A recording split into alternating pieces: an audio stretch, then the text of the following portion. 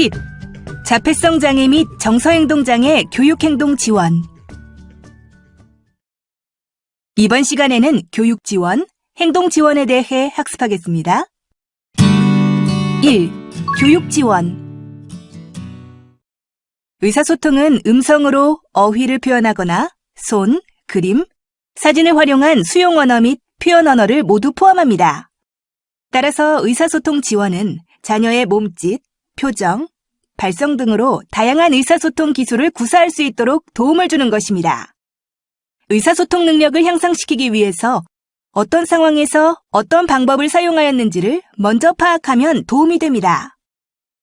예를 들어 손가락으로 가리키는지, 얼굴을 찡그리는지, 특정한 행동으로 표현하는지 등에 주목하고 의사소통이 필요한 상황에서 지도하는 것이 좋습니다. 보완 대체 의사소통은 말을 통해 의사소통을 하지 못하는 사람을 위해 말을 보완하여 다른 사람과의 의사소통을 촉진시키거나 말 대신에 다른 대체적인 방법을 통합적으로 사용하는 것으로 말 이외의 여러 형태의 의사소통 방법을 포함합니다. AAC는 그림이나 사진, 글자 등의 상징을 사용하여 자녀가 현재 사용하는 의사소통 방법, 흥미, 요구, 생활 연령에 맞추어서 실생활에 필요한 기술을 지도하므로 음성 언어를 촉진할 뿐 아니라 사회적 상호작용의 촉진에도 도움이 됩니다. 보완 대체 의사소통 앱으로는 나의 AAC 아동과 나의 AAC 일반이 있습니다. NC소프트 문화재단에서 제작한 보완 대체 의사소통 앱으로 의사소통판으로 대화하며 별도로 저장된 의사소통판을 클라우드에서 불러올 수 있습니다. 앱에서 제공하는 그림을 사용할 수도 있으며 직접 사진을 찍어서 시간 흐름이 있는 이야기를 만들 수도 있습니다. 의사소통을 지원하는 보조기기에는 조음 및 발성에 어려움이 있는 장애인의 원활한 의사소통을 위한 AAC 기기인 마이토키 스마트와 최신 IT 솔루션을 기반으로 휴대성 및 활용성을 고려하여 개발한 의사소통 단말기인 보이스탭, 언어 표현 및 의사소통에 어려움이 있는 장애인의 스마트 기술 기반 의사소통 보조기기인 OK톡톡 에듀패드, 그리고 단어를 그림과 함께 저장하여 필요한 단어를 찾아 누르면 음성이 지원되는 보조기기인 키즈 보이스 등이 있습니다. 그림 교환 의사소통체는 자폐성 장애 학생의 의사소통 필요를 고려하여 개발된 프로그램입니다. 팩스는 자녀가 선호하는 사물을 사용하여 강화제로 사용한 사물을 교환하는 방법을 알게 함으로써 자녀의 자발성을 증가시킬 뿐만 아니라 의사소통의 기본 개념인 교환 개념을 알도록 하는 것입니다. 팩스는 자폐성 장애 및 발달장애를 가진 아동이나 성인들이 손쉽게 자발적이고 실제적인 의사소통 기술을 습득할 수 있도록 도와줄 수 있는 의사소통 체계라고 할 수 있습니다. 팩스는 앞서 소개된 보완 대체 의사소통의 한 방식으로 그림과 사진을 통해 의사소통을 촉진하는 것입니다. 자녀가 선호하는 물건이나 활동의 그림카드나 사진을 의사소통판에 붙이도록 합니다.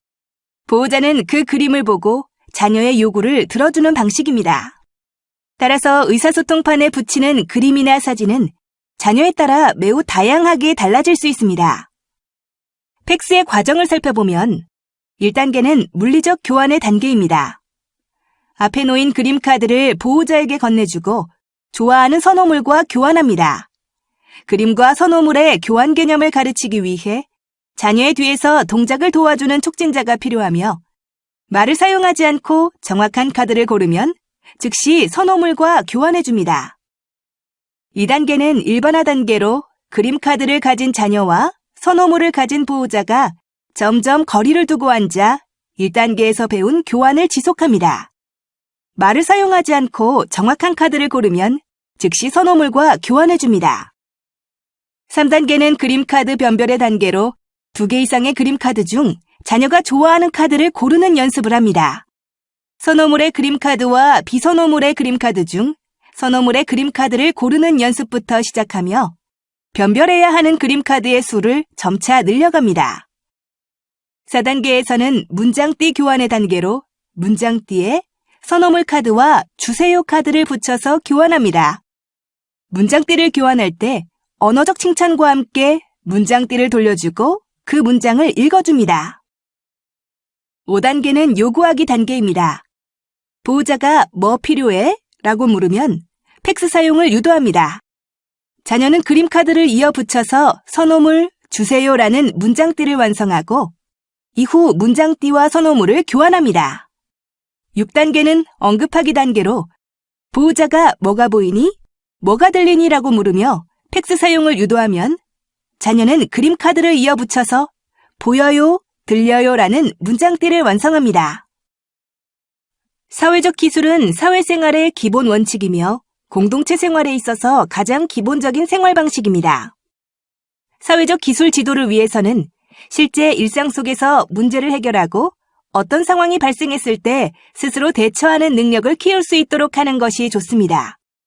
그리고 시각적으로 볼 수 있는 그림이나 사진 자료 등의 시각적 자료를 보여주면서 다음에 무엇을 할 것인지 수시로 말해주는 것도 좋은 방법인데요.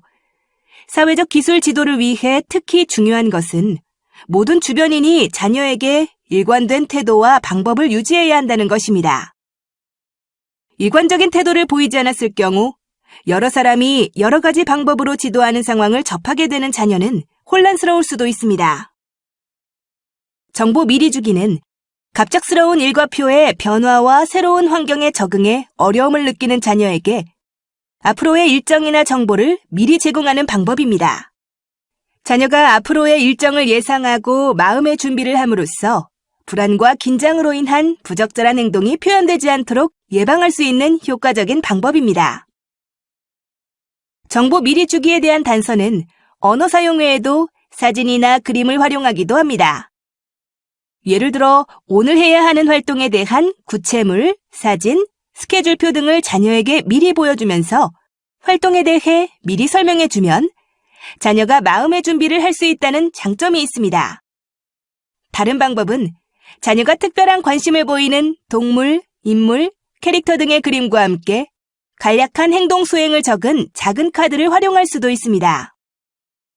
상황 이야기란 사회 인지적 전략 중 하나로 다양한 문장 형식을 통해서 자녀에게 사회적 상황에 대한 정보를 제공하는 중재 방법입니다. 다만 문제 행동이 이미 일어난 상황에서 자녀를 진정시키면서 상황에 대해 이해를 시키기에는 어려움이 많습니다. 평상시에 문제가 될 만한 상황을 가정하여 그에 맞는 적절한 행동을 자녀에게 맞춤형 이야기로 만들어 상황을 이해하도록 하는 방법이 좋습니다. 상대방의 입장과 그에 대한 적절한 반응을 알려주는 예방법입니다. 자녀의 스트레스를 완화시키기 위해 학교 후에 익숙하고 편안한 공간인 가정에서 심신을 회복할 수 있는 시간이 필요합니다. 자녀의 스트레스를 완화시키기 위해서는 가정에서 자녀와 함께 학습과 놀이 활동을 해보는 것도 좋습니다. 자녀와 함께 학습과 놀이 활동을 할 때는 자녀가 선호하는 자료를 선택해주세요. 교육 환경을 만들기 위해서는 우선 교육 일정이 적절해야 합니다. 교육 활동을 일찍 마치는 날이나 방과 후 학교 혹은 치료 교육이 없는 날 등의 교육 일정을 계획해야 합니다. 둘째로 시각 자료를 사용합니다. 자녀가 좋아하는 카드, 캐릭터, 책 등의 자료를 다양한 방법으로 확장하여 활용하고 복잡한 장식이 없는 심플한 자료나 동물, 캐릭터, 사물, 음성이 들리는 책 등으로 준비합니다. 셋째로 체계적인 교수를 제공합니다. 자녀와 처음 놀이 활동을 시작할 때는 3분간 놀이 활동을 하고 5분간 쉬고 1분이 늘어난 4분간 놀이 활동을 하고 쉬는 시간은 1분을 줄여 4분간 쉬는 방법으로 자녀와 활동하는 것이 바람직합니다. 처음부터 놀이 활동 시간을 10분에서 20분으로 길게 잡는 것은 바람직하지 않으며 점차적으로 시간을 늘려가야 장기간 지속적으로 놀이 활동을 하는 데 도움이 됩니다. 그리고 자녀에게 좋은 치료란 단순하고 정갈하게 구성되어 시선을 분산시키지 않는 것입니다. 넷째로 물리적 환경의 구조화가 필요한데요. 가정에서의 효과적인 학습과 놀이 활동을 위해서는 환경을 구성해야 합니다. 커튼이나 옮기기가 가벼운 작은 책상, 거실의 매트나 카페트 등으로 놀이를 하면서 교육 활동을 하는 장소임을 구분하여 활동하세요. 다음으로 감각적 요구 조절 활동을 해보세요.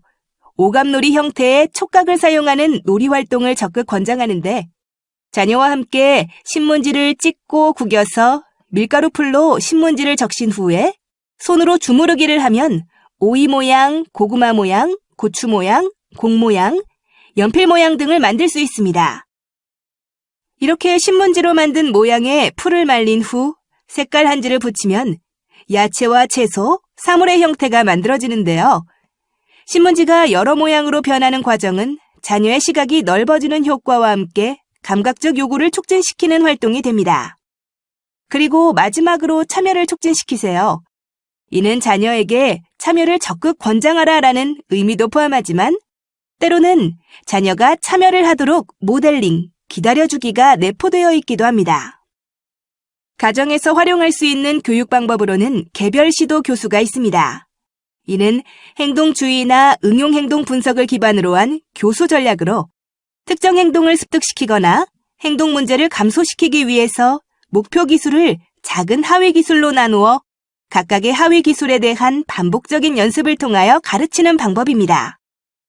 자폐 스펙트럼 장애 자녀가 자극에 반응하는 것을 배울 수 있다는 점과 여러 사람이 일관되게 자녀에게 적용할 수 있다는 점, 자녀들이 과제 분석으로서 중요하고 복잡한 기술을 학습할 수 있다는 장점으로 자폐 스펙트럼 장애 자녀들을 위한 교수법으로 사용되고 있습니다. 강화물을 사용할 때에는 강화물을 선택할 수 있는 사진이나 그림카드와 같은 시각적 자료를 활용하면 좋습니다. 그리고 산책하기나 노래 듣기, 태블릿 PC 등 자녀가 좋아하는 모든 것을 강화물로 선택할 수 있습니다. 자기관리에는 토큰 기법과 행동계약서가 있는데요. 토큰은 직접적인 강화는 아니지만 자녀가 선호하는 강화와 맞바꿀 수 있는 토큰을 모으도록 하여 학습 효과를 높이고 바람직한 행동을 지원하는 방법입니다. 자녀의 선호도가 높은 활동이나 사물에는 토큰 수를 많이 책정하여 자녀가 원하는 활동, 원하는 사물에 해당하는 만큼의 토큰을 모으기 위해 긍정적인 활동을 하도록 격려할 수 있습니다. 행동계약서는 구체적인 행위에 대해 자녀가 부모나 교사와 서면으로 동의하는 것을 의미하는데요. 계약서를 작성하고 서명하여 꾸준히 자신의 행동을 기록함으로써 자녀에게 강한 동기를 형성시키고 자기관리의 개념을 일깨워줄 수 있습니다. 치료 지원에는 다양한 분야가 있는데요. 언어치료는 조음, 발성, 수용언어, 표현언어 등의 어려움이 있는 경우에 하는 것으로 언어치료를 통해 언어 발달을 촉진하고 좀 더 원만한 의사소통 기술을 습득할 수 있습니다. 가정에서 언어 지도를 할 때는 말도 중요하지만 몸짓, 표정, 수어와 같은 비언어적 의사소통 방법에도 신경을 써야 합니다. 감각통합치료는 감각을 조직화하고 일상생활 환경에서 효과적으로 신체 사용을 가능하게 해주는 신경학적 과정으로 고유, 전정 감각 처리 능력을 향상시키기 위한 멀리 뛰기, 트램펄린 활동, 스프링 균형 잡기 활동을 할 수 있으며 이외에도 손으로 축구하기, 땅콩볼을 활용한 활동, 네발기기 활동, 등산하기, 미끄럼틀 활동, 매트놀이, 터널 기기 활동, 몸을 활용한 볼링 게임, 발을 활용하여 농구공 옮기기 활동, 발로 하는 공놀이, 모래주머니 던지기, 구름사다리 활동, 그네 타기, 물건 옮기기, 낚시놀이, 물총놀이, 풀이나 크림 등을 활용한 그림 그리기, 샌드위치 만들기 등의 요리 활동 등을 할 수 있습니다. 놀이치료는 부모 자녀 간의 공감, 즐거움, 도움을 제공해 주므로 관계와 애착을 증진시킬 수 있습니다. 놀이치료는 치료사와 장애 자녀의 신뢰관계가 아닌 어머니와 자녀의 관계 형성을 생각해서 어머니와 자녀가 눈을 맞추거나 신체 접촉을 많이 하는 것이 좋습니다. 음악 및 미술 치료는 특히 말로써 감정이나 경험을 표현하는 데 어려움을 겪는 자녀를 대상으로 하는 치료로 음악 또는 미술이라는 매체를 통해 심리적으로 힘들었던 경험을 표현하거나 불안감을 감소시키며 자신의 감정을 표현할 수 있도록 도와줍니다. 작업치료에는 자녀에게 의미 있는 모든 종류의 정신적, 육체적 사회활동이 포함되는데요. 작업활동을 통해 자녀의 작업 기능을 유지 발전시켜 독립적이고 의미 있는 활동이 가능하게 합니다. 감각훈련, 활동훈련, 일상생활 훈련, 인지 재활 훈련, 기능 재활 훈련 등이 있습니다. 특수체육은 활발하게 신체를 움직이는 활동에 참여하면서 즐거움과 만족감을 주어 건전한 자아개념 형성에 도움을 주고 정서 발달을 촉진시킵니다. 자폐성 장애 및 정서 행동장애 자녀 중에는 여러 친구들과 함께 협력하는 그룹 활동을 어려워하거나 신체 활동 자체를 선호하지 않는 경우가 있는데요. 특수체육을 통해 규칙을 이해하고 운동 기능을 습득하는 효과를 기대할 수 있습니다. 2. 행동 지원. 응용행동 분석은 인간의 행동 변화를 추구하는 응용학문으로 자폐성 장애 및 정서 행동장애를 포함한 발달장애 아동 및 청소년과 다양한 부적응 행동을 보이는 일반 아동 및 청소년에게도 효과가 검증된 과학적인 지도 방법입니다. 응용행동 분석에 기초한 행동 지원은 행동 정의하기, 행동의 원인 찾기, 부적응 행동 예방 및 지도하기의 절차로 진행됩니다.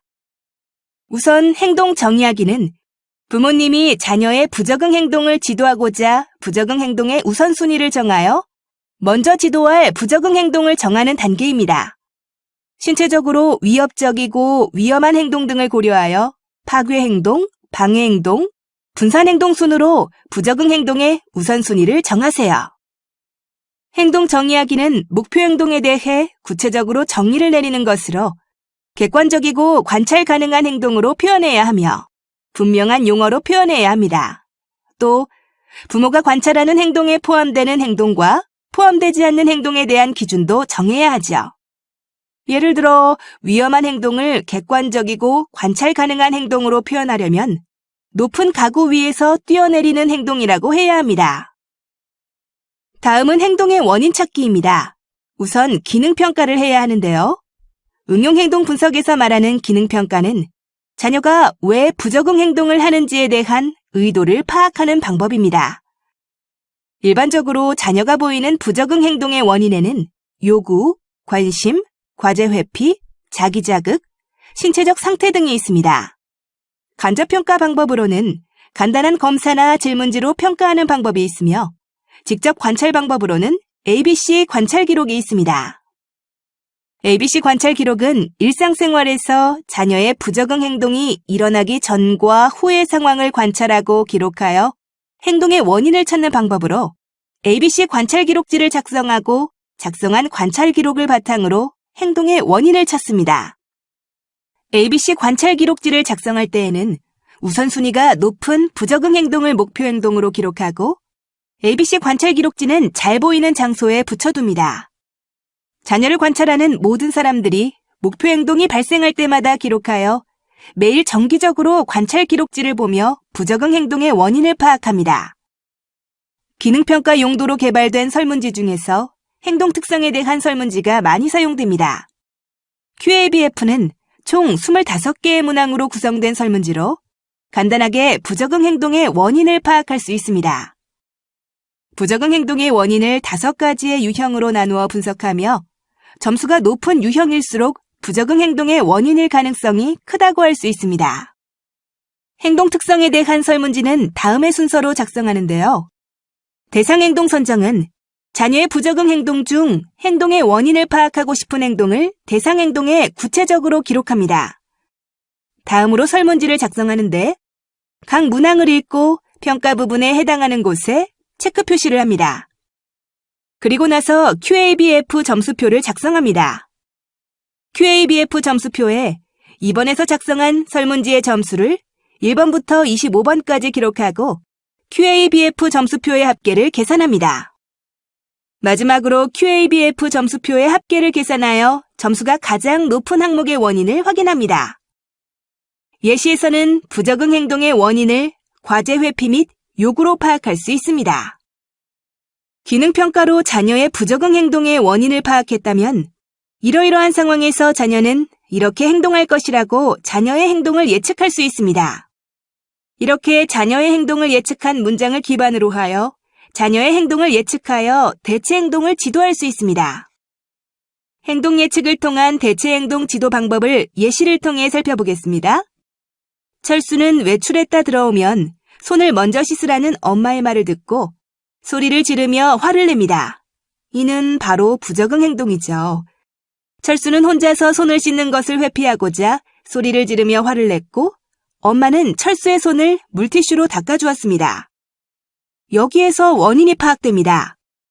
철수는 소리를 지르며 화를 내면 엄마가 와서 물티슈로 손을 닦아주고 앞으로도 손을 씻기 싫은 상황이 되면 소리를 지르며 화를 낼 것이라고 행동을 예측할 수 있습니다.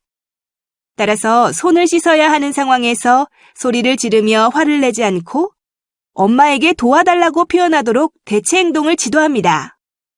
자폐성 장애 및 정서 행동장애 자녀들은 상대방과의 원활한 의사소통에 어려움을 겪는 경우가 많습니다. 자신의 요구나 감정이 바르게 전달되지 못하고 상대방과의 원활한 소통이 이루어지지 못하다 보니 감정 조절도 어렵고 자신의 요구를 전달하는 과정에서 부적응 행동을 보이는 경우가 많습니다.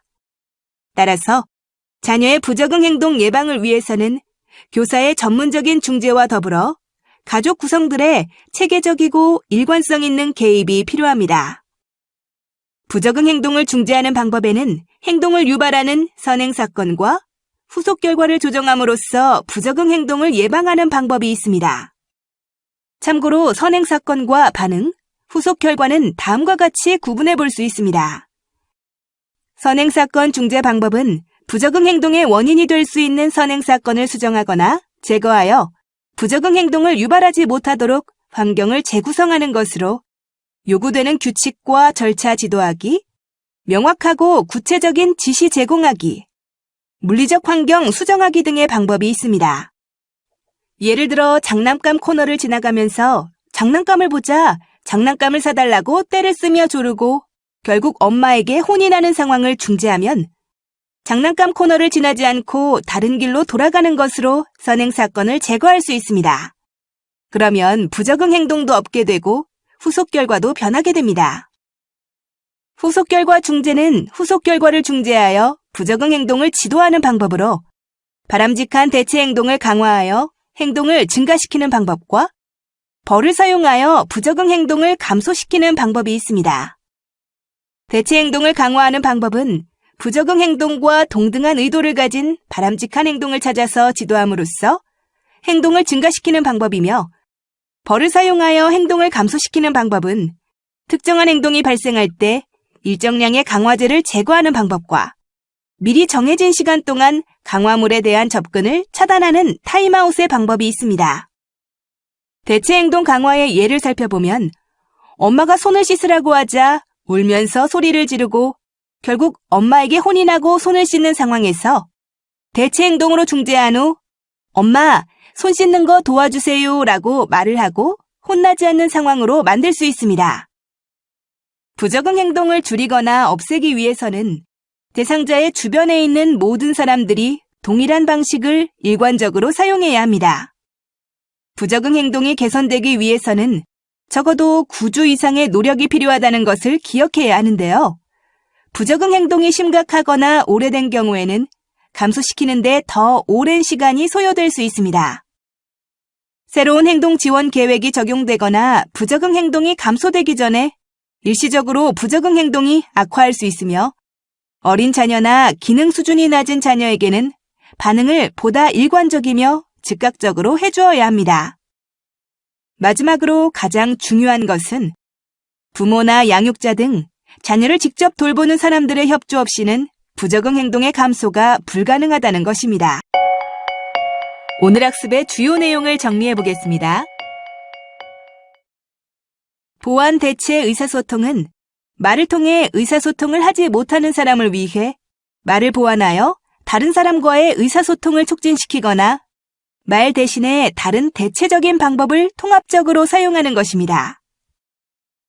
교육활동 지원을 위한 교육환경 만들기에는 적절한 교육 일정, 시각 자료 활용, 체계적인 교수 제공, 물리적 환경의 구조화, 감각적 요구 조절, 참여 촉진의 방법이 있습니다.